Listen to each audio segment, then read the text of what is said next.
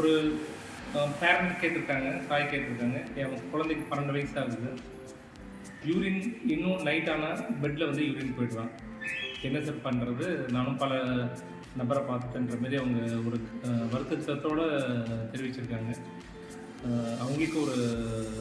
அவங்களுக்கு மூலமாக மற்ற எல்லாருக்கும் கொடுக்கக்கூடிய ஒரு சின்ன டிப்பு தான் இருக்குது. அதாவது ஒரு பிறந்த குழந்தை வந்து யூரின் வந்து பகல்லையும் இரவும் தன்னறியாமல் போகுது, மோஷனும் தன்னறியாமல் போகுது. ஆரம்பத்தில் வந்து மோஷன் கண்ட்ரோல் வந்துடும், மோஷன் வெளிக்கு போகிற கண்ட்ரோல் வந்துடும். போக போக வந்து யூரின் கண்ட்ரோல் வரும்.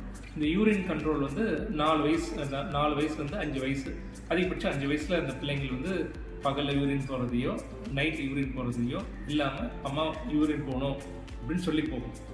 இதில் சில குழந்தைகளுக்கு வந்து 10, 12, 15 வயசு, ஈவன் +2 படிக்கிற பெண் பிள்ளைகள் எல்லாம் கூட நைட் ஆனால் யூரின் போய்ட்றான் சார், என்ன பார்க்க ஏதாவது சொந்தக்காரங்க வீட்டுக்கு கூட போக முடியல அப்படின்ற கஷ்டத்தை தெரிவிக்கிற பெற்றோர்கள்லாம் நாங்கள் பார்த்துருக்கோம்.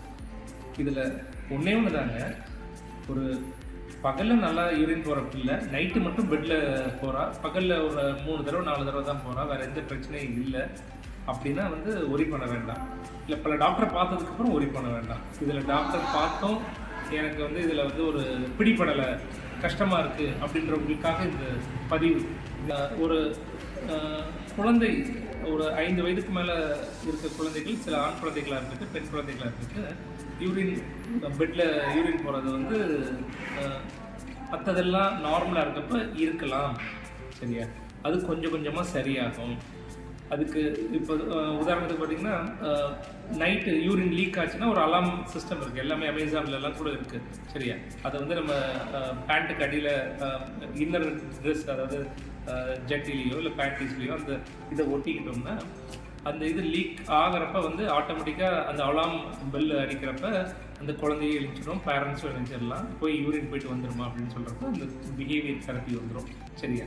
அதெல்லாம் யூரின் லீக்கேஜ் இருக்குது. மெஜாரிட்டி குழந்தைங்க 8 மணிக்கு மேலே தண்ணி கொடுக்கறதில்ல, பேரண்ட்ஸு தண்ணி குடிக்கிறதில்ல, யூரின் போயிட்டு தான் படுக்கிறாங்க. அவங்களுக்கு தான் இந்த மாதிரி ஒரு இஷ்யூ வருது. அப்போ அவங்கள மாரி பிள்ளைங்களுக்கு இந்த யூரின் லீக் எல்லாம் கண்டிப்பாக ஹெல்ப் ஆகும். ஆயர்வாளருக்கு அதுக்கு அதிகப்படியான விலைகளையும் இருக்குது, கண்டிப்பாக அதை பயன்படுத்திக்கலாம். முக்கியமான விஷயம் என்னென்னா, பிள்ளைகளை வந்து மூத்திரம் போகிறாங்க அப்படின்னு சொல்லி அவங்கள கஷ்டப்படுத்தக்கூடாது. அந்த மன கஷ்டம் தான் அந்த பிள்ளைகளை வந்து இன்னும் அந்த ஒரு தன்னம்பிக்கையை வந்து குறைக்கக்கூடிய வாய்ப்புகள். கிராஜுவலாக இதே மாதிரி அவஸ்தைப்படுற பிள்ளைகள் கிராஜுவலாக கொஞ்சம் கொஞ்சமாக அவங்களுக்கு சரியாயிடும்.